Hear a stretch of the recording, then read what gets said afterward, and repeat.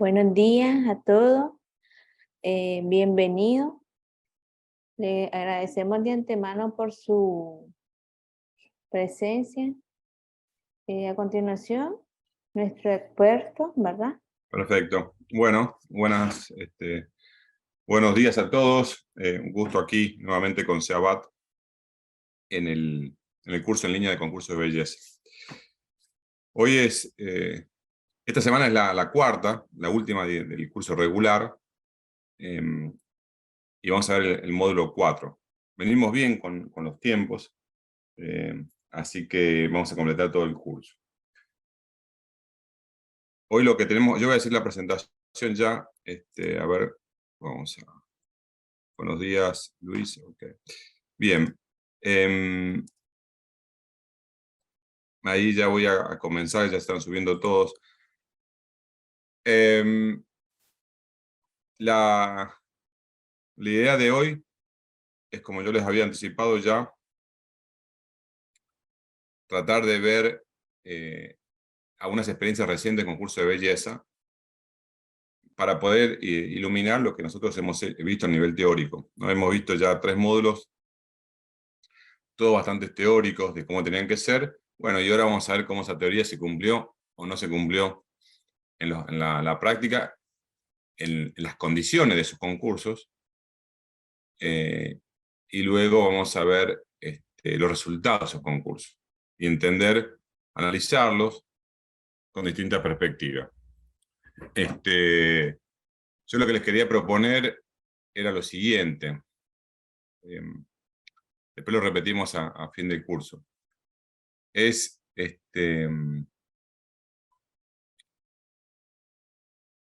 ahora repasar estos concursos, ver algo hasta donde lleguemos los resultados, y que la última sesión ordinaria, por decirlo así, que va a ser el viernes, yo aprovecho para hacer un repaso de todo el curso, muy breve el repaso, para que ustedes también se lleven el conjunto de la visión de todo, y ustedes, con lo que aprendieron en el curso, espero que hayan aprendido mucho, con lo que puedan también tener de su experiencia personal, poder ustedes analizar los concursos que vamos a ver ahora y darme su opinión, si fueron buenos según tal punto de vista, si fueron malos, si fueron muy buenos, fueron muy malos, etc. Y hacer una discusión abierta de los concursos. Porque eso es lo más rico, digamos, del curso, poder entender cómo ustedes reciben las herramientas que le hemos dado y también alimentar la discusión sobre concursos de belleza. Entonces, por ahí, si se animan el viernes que viene, hacemos una parte de repaso y después una última parte en la sesión en la cual hablamos de los concursos y respondemos o compartimos ideas de cada caso, ¿no?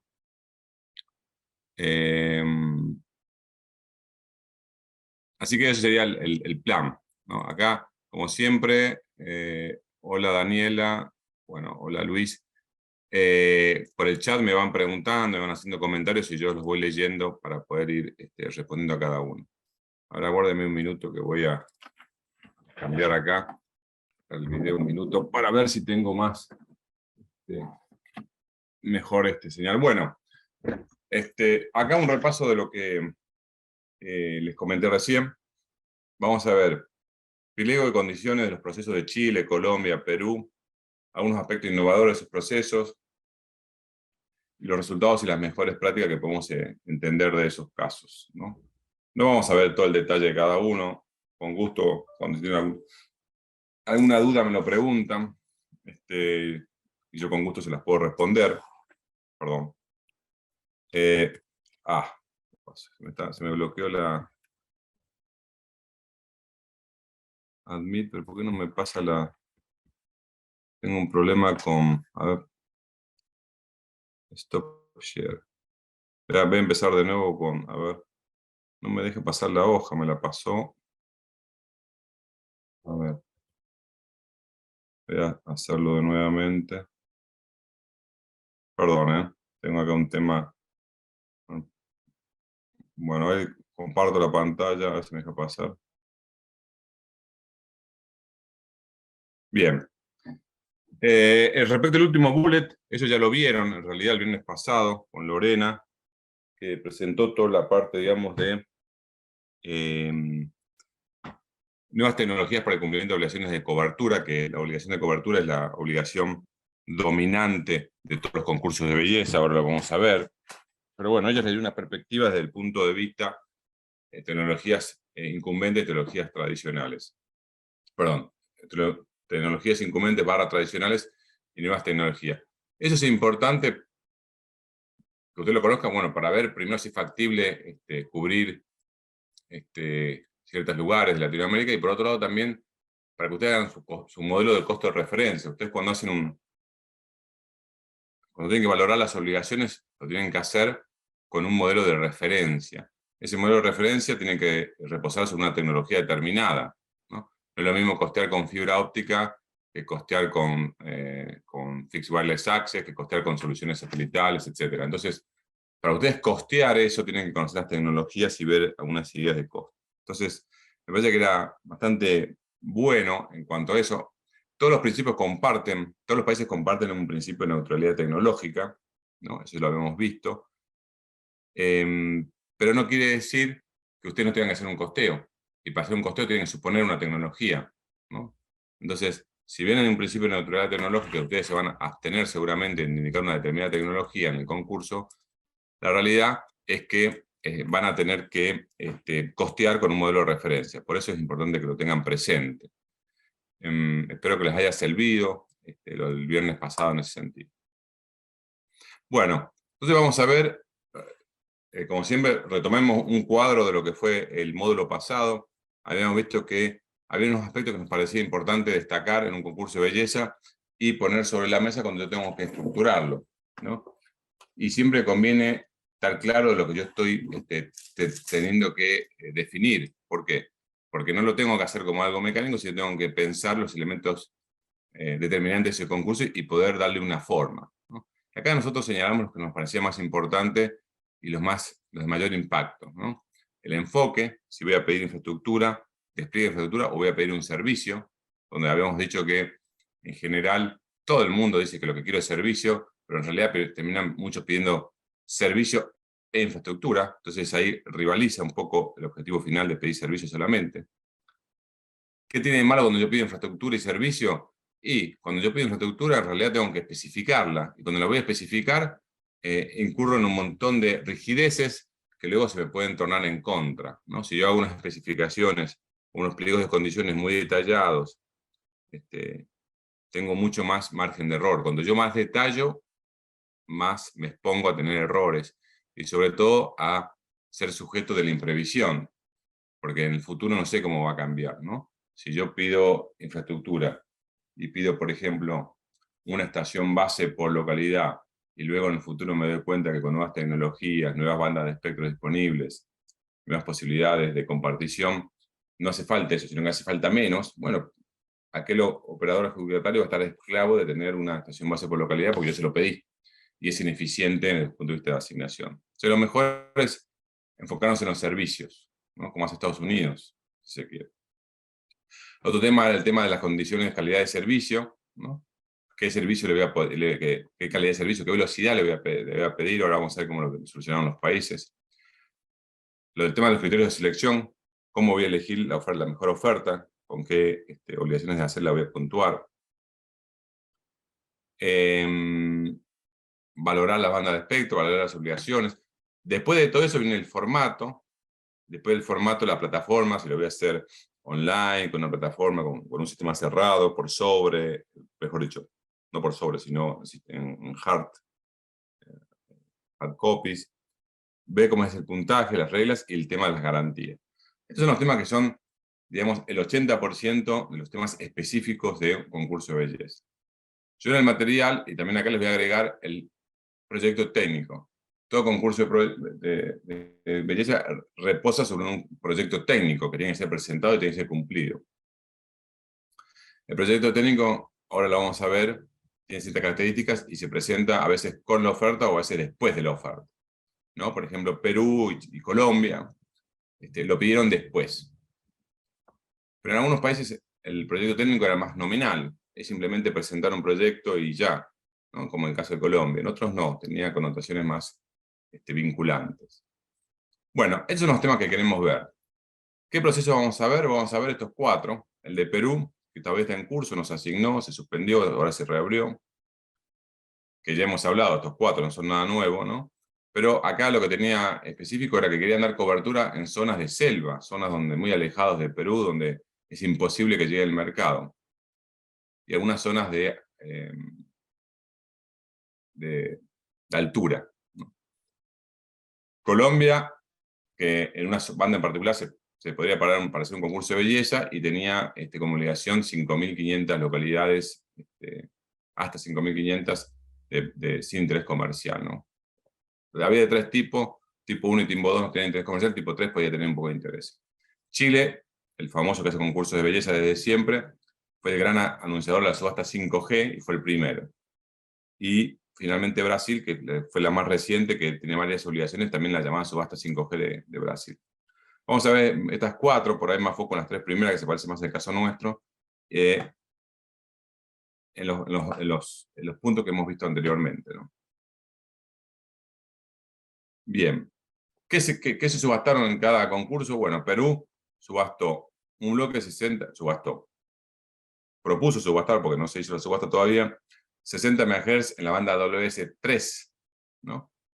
La WS3 es la más amplia de todas las bandas, contiene los 140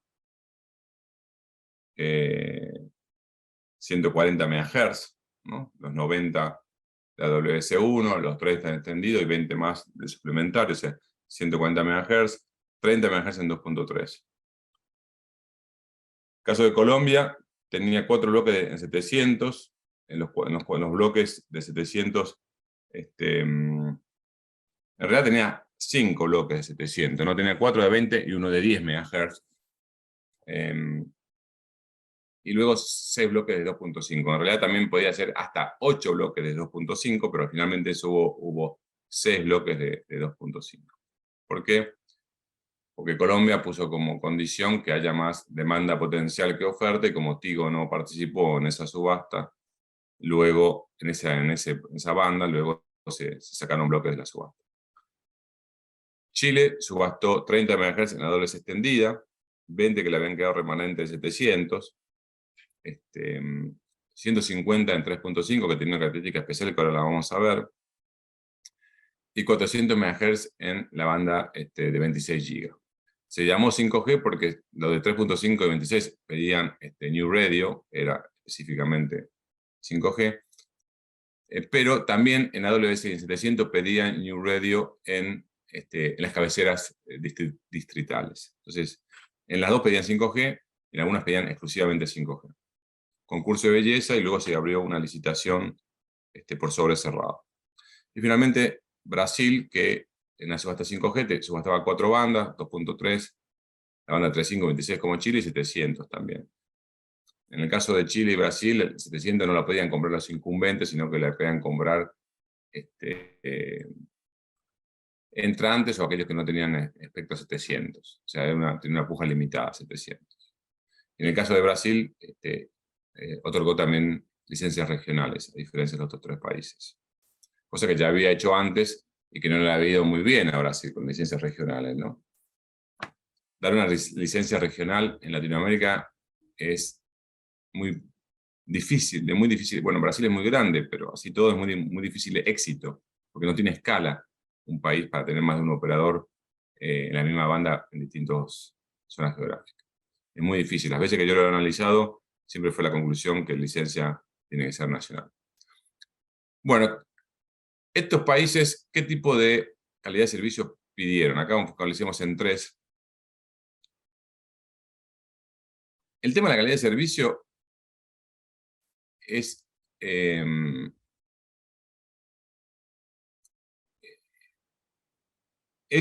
tema en general, y acá nos enfocamos solamente en la calidad de servicio que tiene que ver con la tasa de transmisión de datos. Después, los regímenes de calidad de servicio piden más cosas, ¿no? Muchos temas de atención al usuario, facturación, call center, etc. En general, todo eso no está presente en los pliegos, eso no existe en los pliegos. Lo que existe en los pliegos generalmente es lo que está asociado a una determinada velocidad de transmisión en las zonas donde, donde me comprometo a dar cobertura, ¿no? Luego hay un régimen de calidad que tiene que cumplir el adjudicatario como cualquier otro cristiano, pero lo que yo pido no explico específicamente lo que vamos a sacar. Y esto no tiene dos connotaciones. Uno, cómo yo lo pido, y después cómo lo voy a medir en el tiempo, y quién lo va a medir, ¿no? Entonces, y esto es un tema abierto, ¿no? Por ejemplo, Perú pidió una tasa nominal de 6 megabit downlink y 1 megabit uplink en las zonas donde yo me comprometía de servicio.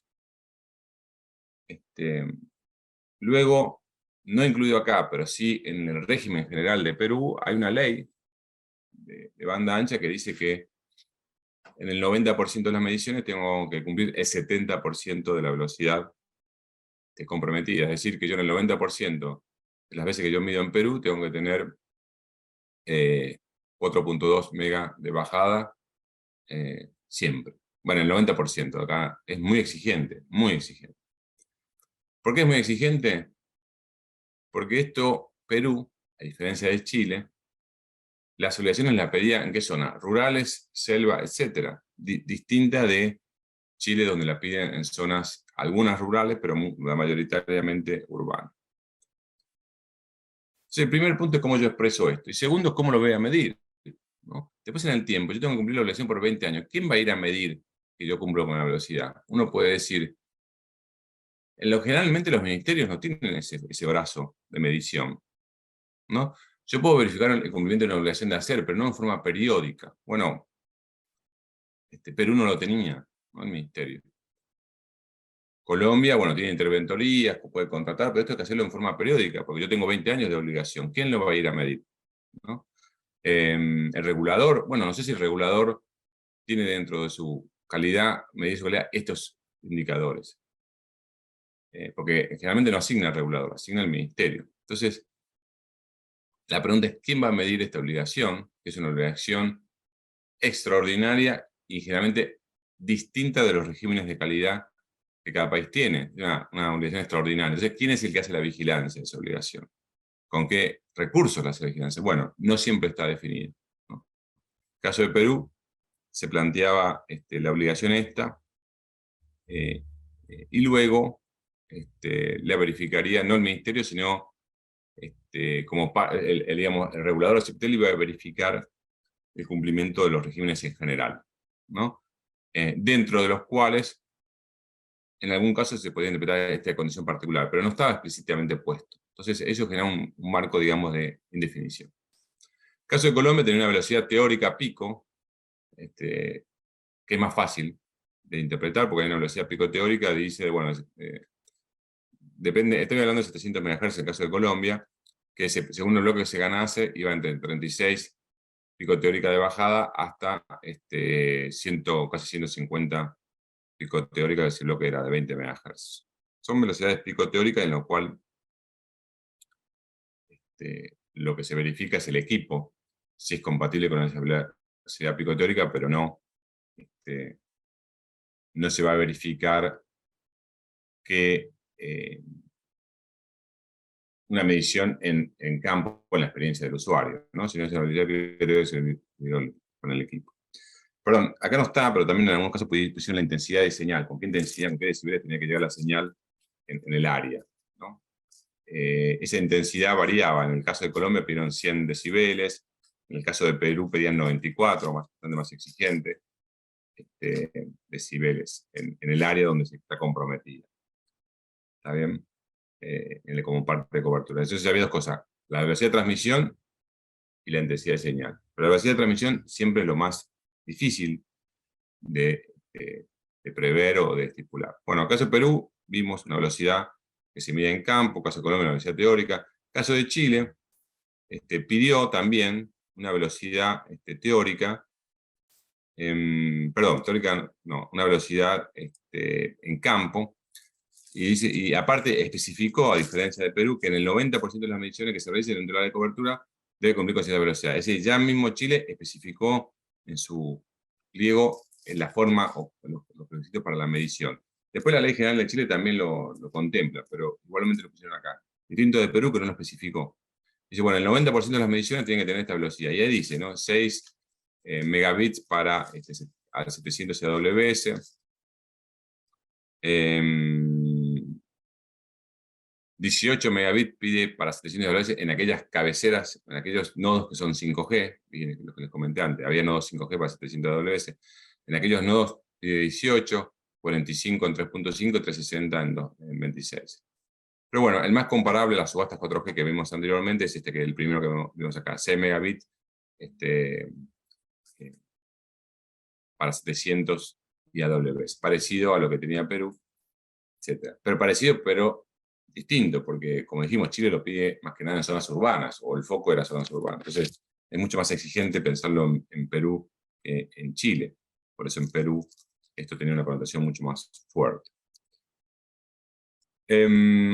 Bueno, este es el requisito para el servicio. También había un requisito, como les comenté, de nivel de señal, expresado generalmente en un umbral de decibeles que iba entre 94 y 100 decibeles. Pero lo que quiero remarcar acá, que los países no han sido claros en la forma de medirlo luego del periodo de cumplimiento. Mismo Colombia, que puede hacer interventoría, generalmente ellos hacen interventoría para verificar el cumplimiento, pero ¿cuánto tiempo lo va a hacer? ¿Los 20 años lo va a hacer la interventoría? Durante 20 años va a estar verificando que se cumple con los niveles de señal requeridos. El tema de la velocidad pico teórica es más fácil porque yo verifico, en el caso de Colombia, el equipo que desplegué, ya tengo una velocidad pico teórica a partir del equipo que desplegué. Pero el nivel de señal lo tendría que seguir constatando. Quizás hay un supuesto que si una vez que yo llego a cierto nivel de señal, a cierta localidad, lo mantengo siempre en el tiempo, etc. Pero bueno, en todo caso no está tan claro en ningún base de vocabulario cómo iba a ser la medición de calidad de servicio durante toda la licencia. Simplemente había indicadores. Bien. Otro punto que en la lista que teníamos era el tema de los criterios de pertinencia. Como nosotros hemos dicho, bueno, ¿qué tipo de obligaciones voy a poner en las bandas de cobertura? Perdón, en los concursos de belleza. Y ahí habíamos hablado de un principio de pertinencia en el cual decía, bueno, yo tengo que poner obligaciones que tienen que ver con el core business de los operadores y tienen que implicar una ventaja comparativa en términos de costos cuando lo hace el operador y no lo hace otro operador. Si no, no tiene sentido hacer esto. Y habíamos visto también que en los procesos de asignación de espectros se habían pedido obligaciones de todo gusto y color, ¿no? Habíamos visto desde tabletas hasta tarifa social, cosas que... Bueno, cuando hablamos de concurso de belleza, no, se fue cerrando más el concepto y acá piden casi todos coberturas. Puede ser en zonas urbanas, zona rural, zona remota, selva, polígonos, pero cobertura que sí, el ADN del operador. Perú, Colombia y Chile lo han respetado, ¿no? En el caso de Brasil, pusimos un signo punteado porque, bueno, sí pide cobertura, pide en camino, pero también pide despliegue de fibra. Pidió despliegue de fibra que no siempre podemos decir que el core business del operador móvil es el despliegue de fibra. Sin embargo, se pidió como requisito y ahí está. Bien, vamos a avanzar un poco más rápido. Bueno, las 4 subastas contemplaron obligaciones de hacer, pero solo en 3 de ellas la puja era por obligaciones de hacer, ¿no? Es decir, yo ganaba el que más obligaciones ofertaba, por decirlo así, que obligaciones de hacer y criterio de selección es equivalente, los términos que los hemos definido acá. Entonces, Perú, Colombia y Chile dijeron, bueno, mira, no me des plata, dame obligaciones de hacer inicialmente. Brasil, no, puso un montón de obligaciones de hacer, pero pujaban por plata. Entonces, ¿cómo era el caso de Perú? Bueno, había localidades para complementar. En el caso de AWS se pedían 3.250 localidades. ¿Está bien? Perdón, había una bolsa de 3.250 localidades y en el caso de de la banda 2.3, 1030 localidades. Exigía Perú al menos 1070 localidades. Es decir, creo que eran 1070 localidades para poder cumplir con lo que sería un índice base. Es decir, bueno, yo si tengo 1070 como mínimo, empiezo a contar. Si no, no. En el caso de AWS. En el caso de 2.3 creo que eran 400 localidades el mínimo. Pero yo podía elegir de 3.250 localidades. Y Perú también puso algunas localidades de obligatorio cumplimiento. Es decir, no es que yo podía elegir cualquiera, sino que había 500, para decir un número, que tenían que ser sí o sí elegidas por el postor y el resto eran de libre elección. Había distintos puntajes por localidades, que no está claro cómo se definieron, y un plazo de despliegue de 4 años. En el caso de Colombia, había 3 tipos de localidades con distintos puntos, pero de los 3 tipos, había tipo 1 y 2 daban puntos. Tipo 3 no daba casi nada de puntos, por lo cual nadie las eligió, y de hecho nadie eligió ni una sola de esas. Y el caso 3 no daban puntos, presumiblemente porque eran de interés comercial, y había 5 años para desplegarlo. Entonces yo podía ofrecer localidades, y luego el 40% del valor del 700 tenía que ser con pago monetario, es decir, solo un 60% se pedía con localidades. Ahora vamos a ver que eso en la práctica se desdibujó, ese 40%, porque era totalmente nominal y declarativo, ¿no?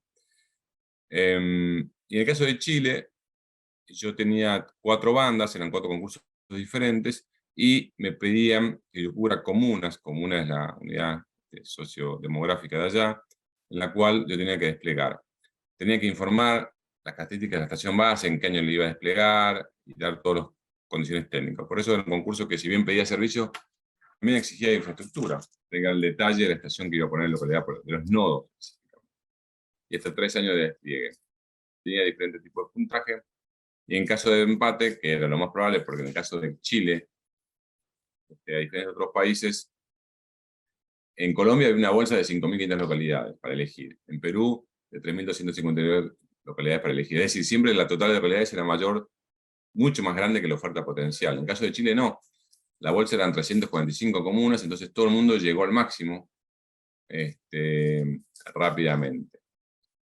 Y aparte, porque Chile, está en el material, considera que está cubierto en una localidad cuando cubre un radio de 40 kilómetros cuadrados. Entonces, yo no me podía diferenciar diciendo, bueno, yo cubro, por ejemplo, Santiago de Chile con 300 antenas y otro con 200. Bueno, para el caso era lo mismo, porque si yo cubría 40 kilómetros cuadrados, ya está, check. Entonces, yo podía cubrirla más, pero no me lo exigían o no me lo punteaban. Entonces, para el caso era lo mismo. Entonces, todo el mundo empató en Chile, ¿no? Que es la primera vez que les pasa en forma tan alevosa, porque ellos siempre, el concurso de belleza, nadie empataba. Entonces, el concurso de belleza de Chile se transformó en una licitación pura y dura, de las más monetarias de todas. Bien, ese fue el índice que tenían ellos. Acá está expresado el índice en la fórmula, que se le llama algoritmo. Ustedes ya lo tienen la vez pasada. En el caso de Perú, puso 2 cosas. Puso un índice mínimo, acá está el índice, ¿no? Perú, no sé si lo puede interpretar, pero bueno, se los voy aclarando. Esto es la sumatoria del año 1 hasta el año 4, es decir, 4 años de despliegue, de los 4 tipos de localidades.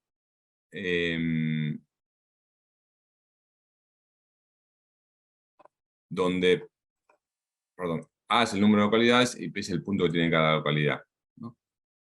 Y la ley latina es el tipo de localidad, P es el punto que le asocia a cada localidad, que está en una tabla adjunta a los pliegos. Entonces, y luego se factoriza por la tasa de descuento que vemos acá, el indicador que es una tasa que descuenta y castiga, por decirlo así, las elecciones se explican desde el año 2, 3, 4 en adelante. Entonces, esto, si bien era simple, estaba suficiente, le agregó a este indicador otro que dice, bueno, aparte de eso, tengo una cantidad de localidades mínimas determinadas. Bueno, dice, a mi juicio, por lo menos fue un punto equivocado, porque yo no puedo poner un índice y una cantidad de localidades mínimo. Puedo pedir un índice y poner un índice mínimo, pero no puedo pedir 2 cosas.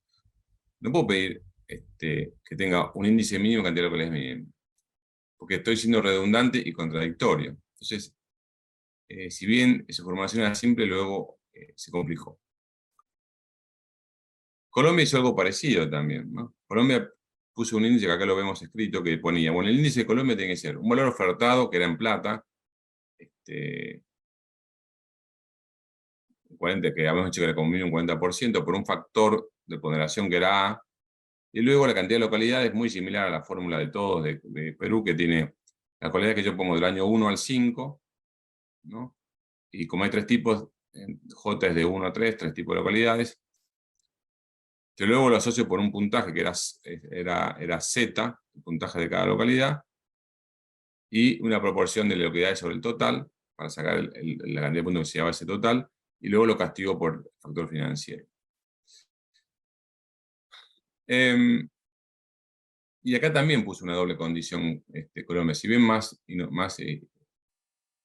con menos impacto que la de Perú, porque Colombia dijo, bueno, por un lado puso un precio base. El precio base tiene que ser 950.000 millones.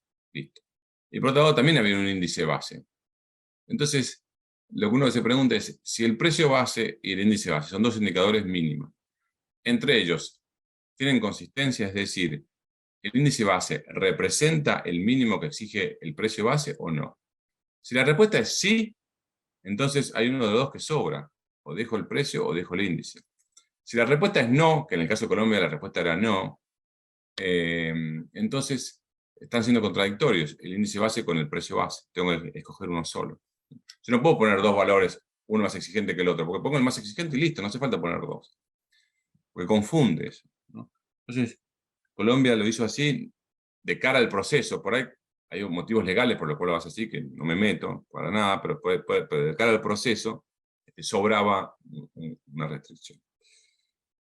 Y en el caso de Chile, sí, él tuvo un solo indicador que vemos acá, que también lo mismo, puso en 3 años de despliegue, 345 comunas, cada comuna tiene un puntaje específico que se llama puntaje comunal máximo.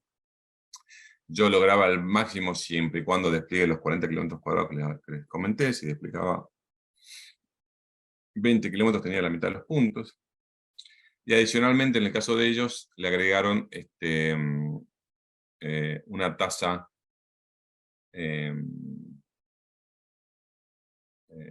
le agregó unos factores de punto en el caso de dar cobertura a polígonos de interés, ¿no? Que pueden ser, ya les comenté, aeropuertos, universidades, zonas industriales. Como se trataba de 5G, esta parte de polígono de interés es bastante significativa porque justamente contemplaba el despliegue de nodos 5G en esa zona. Entonces sí, hay un índice mínimo y pensamos que era lo más transparente y lo más fácil. También no hay que ocultar información, ¿no? O no ocultar o hacerlo complicado. Por ejemplo, ellos dijeron, yo descuento el WACC, como todos. Puso el 6% acá. Y acá pusieron una X, que también era el WACC. En el caso de Colombia era el 10, en el caso de Perú era el 9 o el 10 también. Bueno, poner el número directamente que es, ¿está bien? Para poder hacer el cálculo más sencillamente. En el caso de Chile, sí pedían, acá están todas las subastas con los polígonos, etcétera, ponían un mínimo, decía, bueno, yo te voy a valorar, acá tengo una pregunta. Equipo, buenos días a todos, reciban un cordial saludo. Bueno, acá tengo una pregunta de Berta Frías, que dice, buenos días, perdón, no me quedó claro a qué se asociaban los índices mínimos, a precio, a las condiciones. Ok. Bueno, nosotros habíamos visto que yo el índice mínimo, digamos, en un concurso de belleza no tengo un precio base, ni un precio mínimo. Tengo un índice base, un índice mínimo. ¿Cómo determino el índice base? Bueno, para determinar el índice base yo tengo que calcular el valor de la banda de espectro y el valor de las obligaciones de hacer, ¿no? Entonces hay una relación entre lo que yo pido por obligaciones de hacer y la cantidad y el índice base.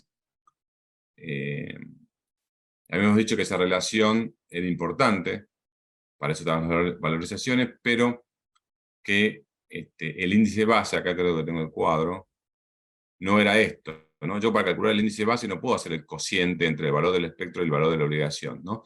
Si yo, habíamos puesto como ejemplo, yo tengo una banda que vale 100 millones de dólares y cada obligación me cuesta $1 millón. Entonces yo no puedo decir que el índice base son 100. ¿Por qué? porque el cumplimiento de una obligación requiere, es contingente, y yo tengo la obligación pendiente durante 20 años, 30, lo que dure la licencia.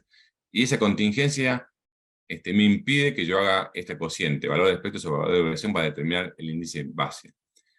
Yo puedo partir de este supuesto, de este cociente, y luego reducirlo en un 20, 30% mínimo, para decir, bueno, mira, si mi obligación vale, en el caso que les comenté recién, si yo tengo 100 millones de dólares que vale la banda, 1 millón de dólares que vale la obligación, 100 sobre 1, 100. Bueno, mi índice base va a ser 80, no 100. ¿Por qué? Porque el cumplimiento de la obligación exige un montón, es incierto. Y como es incierto, genera riesgo, y el riesgo exige que el valor sea menor o que la rentabilidad sea mayor, ¿no? Entonces, yo nunca puedo decir que es lo mismo a un operador pagar en plata y olvidarse del problema que pagar en obligaciones de hacer el equivalente y tener el problema durante 20 años. Jamás se puede decir eso, ¿no? Si fuese así, ¿verdad? Yo le tendría que permitir a los operadores decir, bueno, mira, o pagame en obligaciones de hacer, o si no, dame la plata equivalente. Y ningún gobierno lo admite eso. Ningún gobierno le dice, bueno, mira, dame las obligaciones de hacer o dame la plata que equivale. Ningún gobierno. ¿Y por qué no lo admite? Porque sabe perfectamente que no es lo mismo, que es mucho más riesgoso la obligación de hacer, y por eso se lo exige. O sea, así se determina el índice mínimo, ¿no? Ahora bien, ¿cómo lo han determinado estas administraciones? No lo sabemos. No lo sabemos porque tendríamos que tener el valor del espectro y el valor de la obligación de hacer y entender cuál fue la relación, ¿no? Sí, yo puedo intuir que, por ejemplo, en el caso de Colombia no fue claro, en el caso de Perú tampoco. Ahora vamos a verlo en detalle. Yo no sé cómo las administraciones lo han determinado, no ha sido público eso. Bien, volviendo al caso de Chile, les comentaba que ellos tenían una cantidad mínima del puntaje. Uno se hace el máximo era 100, muy claro aparte del valor de Chile. No era un número esotérico, sino que era 100. Bueno, si llegas a 90, como mínimo te pido 90. Y más de 98 a 100, perdón, de 96 a 100 lo considero empatado, ¿no? Así dijo Chile. Entonces, por ejemplo, punto por común a 90. Punto en sitios complementarios que dan los polígonos, 10. Total, 100. Puntaje mínimo para un 88, no 90. Ahora, para Chile, todo lo que tenía 4 de diferencia era empate. Entonces, si yo cumplía 96 puntos de los 100, todo el mundo estaba por el 96, estaba empatado, ¿no? Ahí tengo una pregunta o un comentario. Buenos días, perdón, no me quedó claro. Ah, ok, gracias. Bien. Entonces, todo el mundo que tenía eso quedaba empatado. Entonces, en el caso de Chile, como tenía un máximo, y todo el mundo apuntó a 96 o más, se empató en casi todas las bandas de espectro. ¿Por qué? Porque todo el mundo llegó al máximo rápidamente. ¿Y por qué ahora le pasó eso a Chile y no antes? Porque antes había 3 bloques y 3 postores. Bueno, ahora había más postores, entonces se generó eso. ¿Cómo resolvió eso Chile? Abrió una licitación donde el ganador era el que ofrecía mayor precio en un sobre cerrado, que ahora la vamos a ver. ¿Era bueno ese formato? No, para mí ese formato era malo. Ya lo hemos criticado mucho en el primer módulo. Sobre cerrado es un formato inadecuado. Pero, y sin embargo, lo hizo. Pero nunca, hasta esta vez, a Chile se enfrentó a esa decisión de puja, porque nunca le había pasado. Y ahora le pasó. Bien. Entonces, estos son los algoritmos.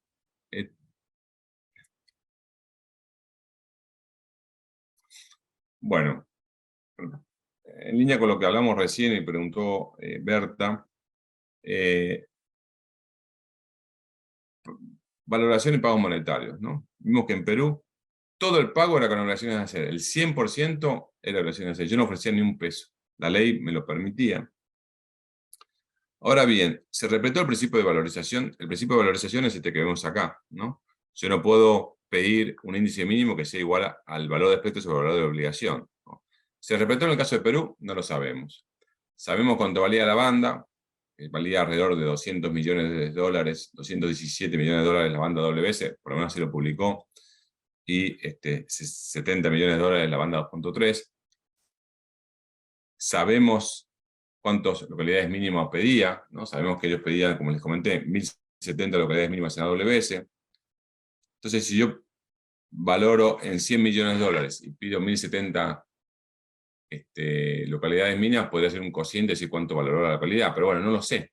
Yo, para saber si cumplió un principio de valorización, tendría que saber cuánto valoró el espectro, cuánto valoró la obligación, y entender bien cómo se relacionan las dos cosas. Bueno, no está publicado eso, solamente tengo el valor del espectro y el mínimo, entonces no lo puedo asegurar. En el caso de Colombia, bueno, Colombia publicó un valor, estamos hablando de la banda 700 exclusivamente, de 950.000 millones, 950.000 millones de pesos colombianos, 950 billions, en inglés de pesos colombianos, que serían más o menos 300 millones de dólares de la época, 300 millones de dólares por el total. Y dijo, esos 300, 60% lo puedes cumplir en obligaciones de hacer. Buenísimo. Entonces, si sale 300 millones de dólares la banda 700, porque así estaba publicado en los pliegos, y era el precio base, decía, precio base 300 millones de 300 millones de dólares. Entonces, y le decía el pliego, vos tenés que cumplir, como mínimo, ofertar un precio base mayor, 301, y aparte tenés que tener un índice, cumplir el índice base mínimo. Listo. Pero en el caso de Colombia, fue el único país que yo conozco que ocultó el precio base. Entonces dijo, bueno, el precio base, perdón, que ocultó el índice base, que ocultó el índice mínimo, ¿no? Lo más importante en el concurso de belleza, que es el índice base, en el caso de Colombia estaba oculto, nadie lo conocía. Entonces decía, bueno, si vos lo cumplís, nice, pasás a la siguiente ronda. Si no lo cumplís, estás afuera. Bueno. Entonces, el precio base era fácil cumplir, porque como les digo, era 300 millones de dólares y uno podía poner, pago 301. Pero el índice base era imposible porque nadie lo conocía. Entonces, eso es un tema de formato, pero aparte de ese problema, el problema es, otro tema importante es esto que nos interesa acá, el principio de valorización. En algún lado de los pliegos de Colombia decía que cada localidad requería un bono o requería una garantía de cumplimiento equivalente a $400.000, ¿no? A $400.000. Es decir, si yo por cada localidad que me comprometía tenía que poner $400.000 en términos de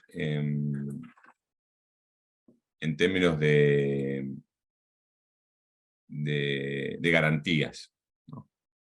Y como en Colombia el 100% de la deuda estaba garantizada, uno podía interpretar, pero nunca lo dijo el ministerio, pero podía interpretar que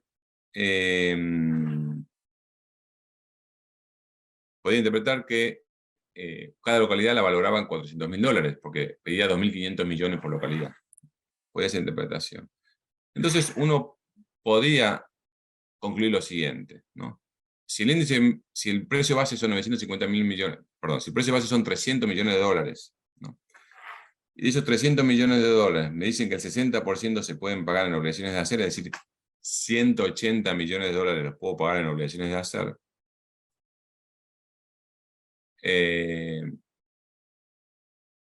Y cada obligación de hacer sale $400.000, ¿no?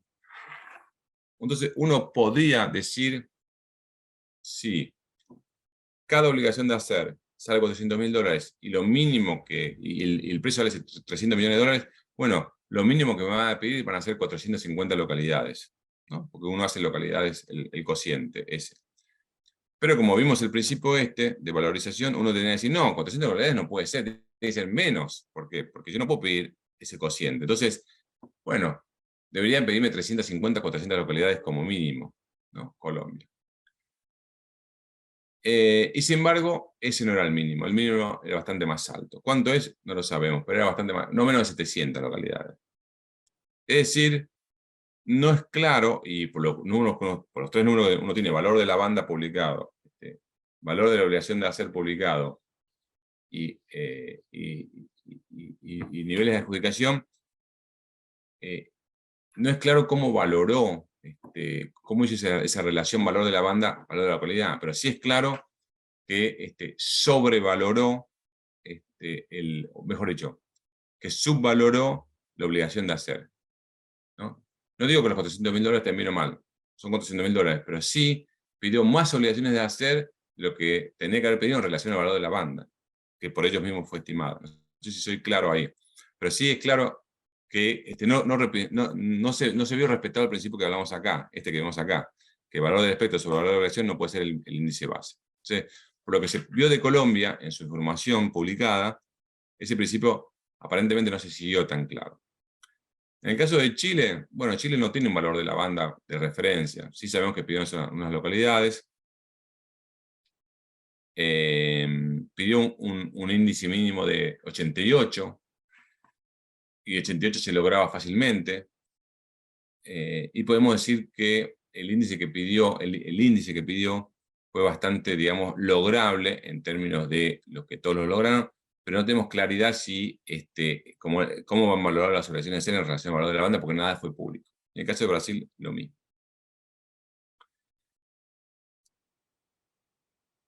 Bien. Este principio ya hemos hablado. Proceso de asignación, ya lo hemos visto la vez pasada, pero lo voy a marcar. Perú hizo un sobre cerrado a primer precio, Chile un sobre cerrado simultáneo en la fase 1 y luego un sobre cerrado secuencial en la fase 2. Colombia hizo una ascendente multironda secuencial tipo clock, y Brasil una ascendente multironda, ¿no?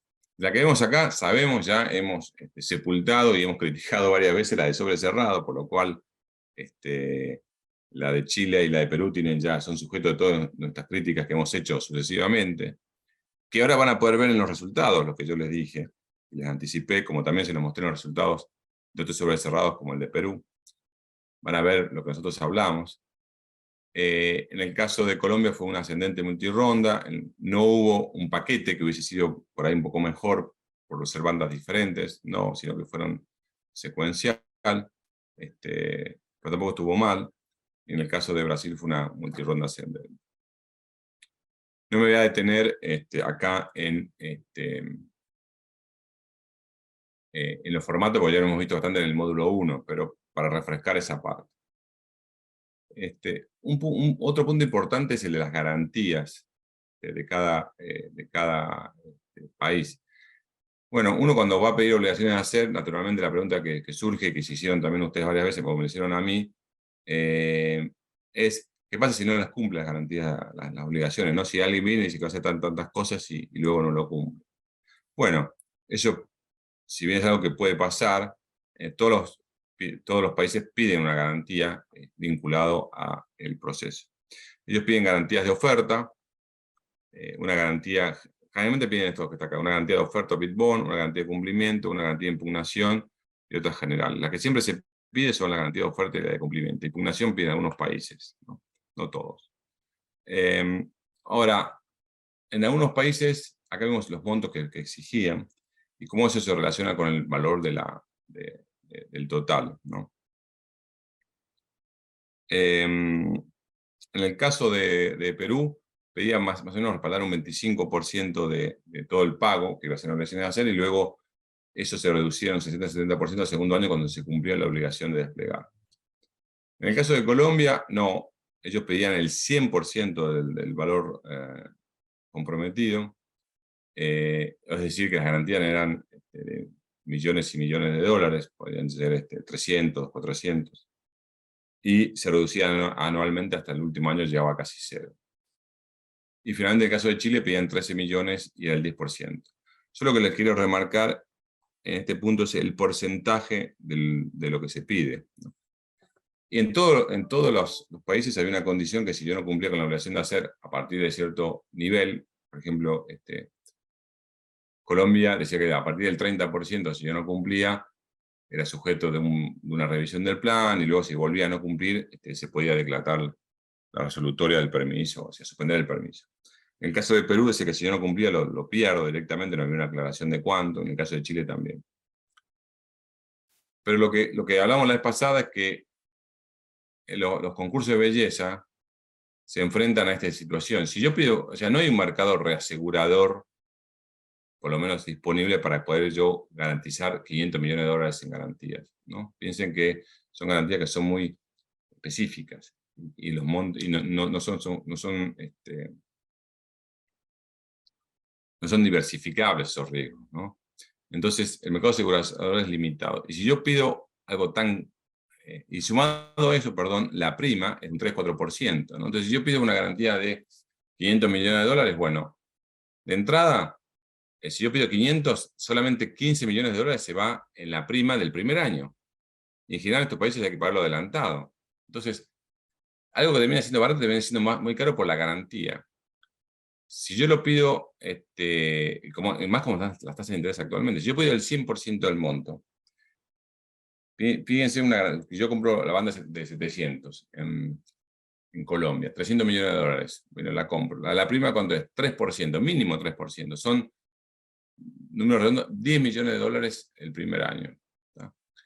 Eso en los 20 años son 200 millones, pero como se va reduciendo, pongámosle, va reduciendo el límite, 100 millones de dólares, la mitad.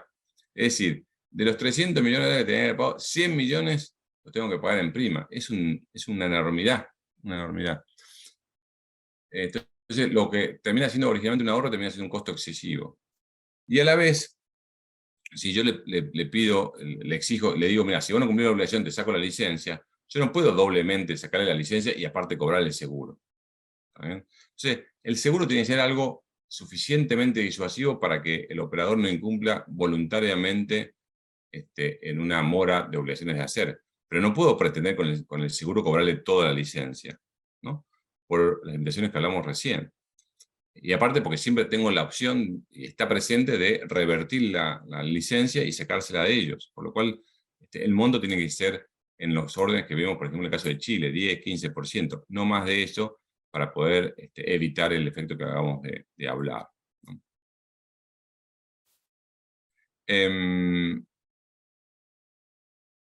Es muy importante el tema este. Yo creo que los concursos de belleza empezaron con mucho promoción de los operadores, mucho entusiasmo. Y dos cosas. Uno es las garantías y dos, cómo yo verifico el cumplimiento. Están siendo grandes stoppers del atractivo de estos concursos para los operadores.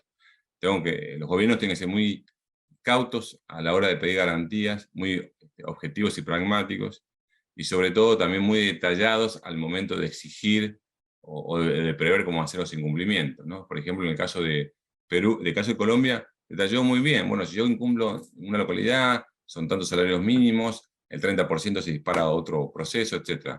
Otros países, como ser Chile y Perú, bueno, Perú también, Chile no contemplaba mayores regímenes, Perú no tanto. Entonces, si yo no doy previsibilidad de cómo va a ser, termina siendo algo peor. Entonces, me expongo justamente a un mayor riesgo y el operador descuenta más los valores. Todo esto que les digo no es tanto para beneficiar al sector o para hacerme eco de que los operadores están con problemas de inversión, etc., sino porque en la medida que yo hago un proceso con menos riesgo, con menos costos innecesarios, con menos especificaciones técnicas innecesarias, lo que voy a lograr es que tenga más postores y sobre todo que tenga mejores ofertas. Porque un postor que se ve en un proceso de riesgo, en vez de ofrecer 100 localidades, ofrece 50, ¿no? Y a la inversa. Entonces, todo esto que estamos hablando es en beneficio de poder tener ofertas más de mayor cuantía.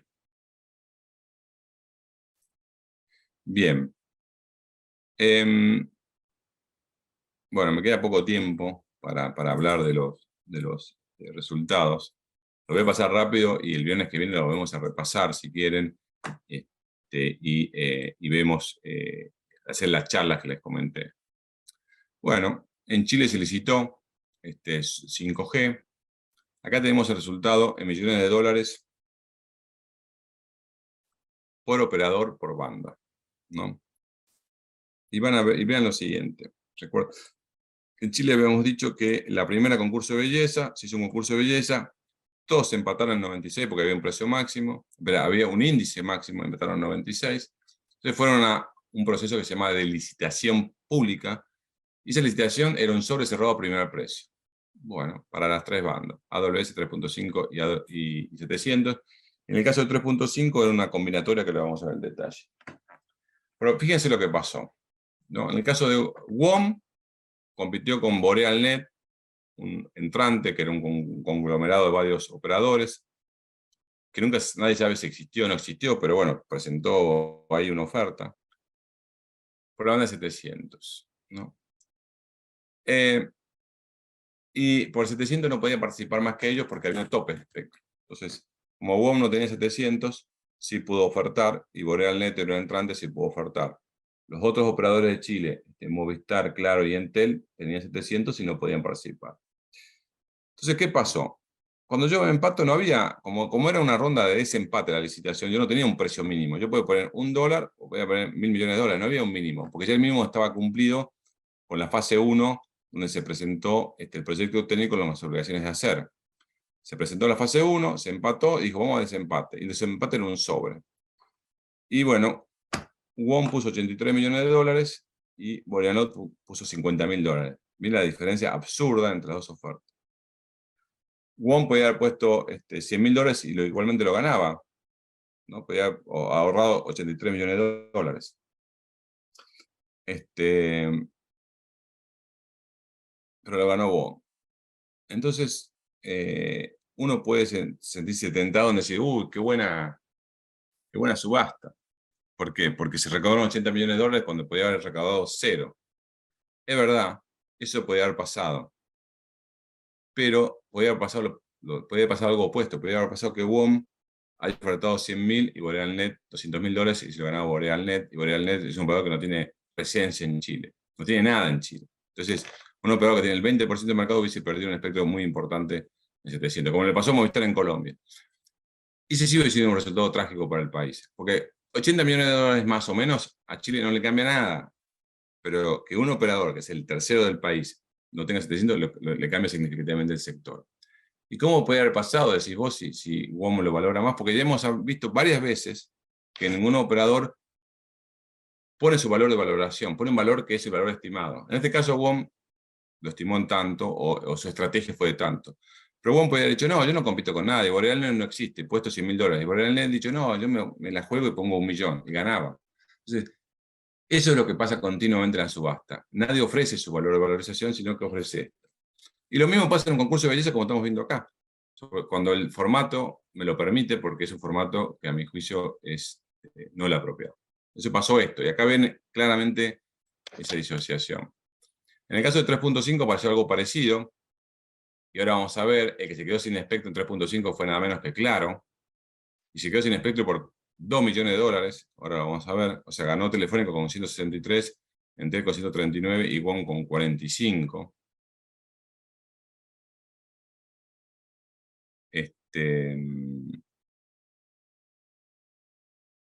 Y en AWS lo mismo que pasó en 700. Claro, ofreció 2 millones y WOM ofreció 23.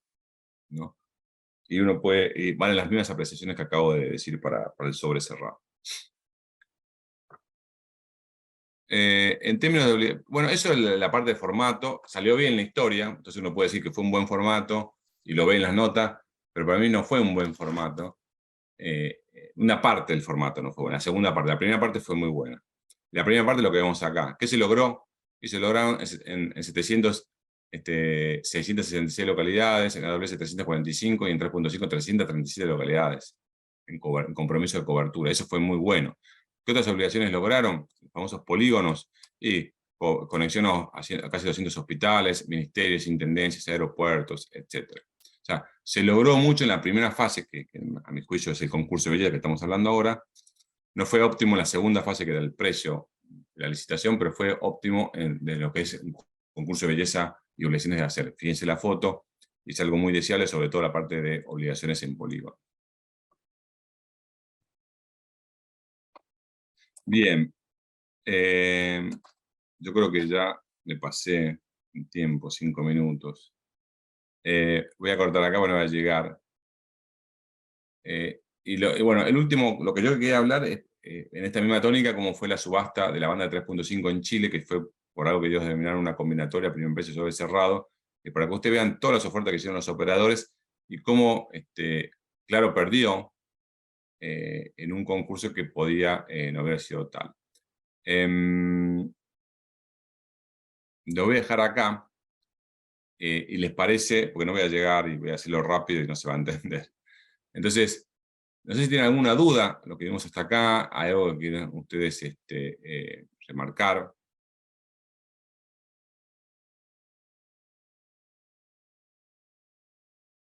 Ok. Si no tienen comentarios o sugerencia, ¿les parece que cortamos acá? Y el viernes que viene terminamos de ver los resultados de los países, los analizamos junto con ustedes, y terminamos con un breve raconto de todo el curso y el recorrido que hicimos para poder, digamos, darle una forma final a todo el proceso. ¿Qué les parece bien?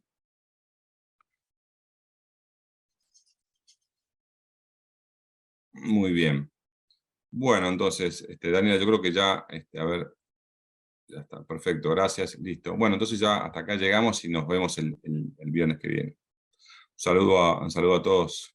Hasta luego. Gracias. Hasta luego, gracias. Hola Ignacio, ¿cómo estás? Hasta ¿Qué luego. tal? Te saluda Fausto. Fíjate que no sé si en alguna parte de la agenda lo tenés contemplado, lo tocaste, pero sí, no sé si pudieras hablar un poco sobre el tema de las renovaciones, en vista de que ya estamos cerrando el curso. Sí, en las renovaciones se maneja este tipo de discusiones o cómo has visto que se maneja en la región. No sé si quizá en la última sesión nos pudieras hablar de eso. Dale, Fausto, si querés hagamos una sección de las renovaciones que están sucediendo en la región. Sí. Y lo ponemos de cara a las obligaciones de hacer, a cómo están siendo tratadas. Dale, no hay problema. Listo, muchas gracias. Bueno, Fausto. Muy bien, un saludo entonces. Nos vemos el viernes. Gracias.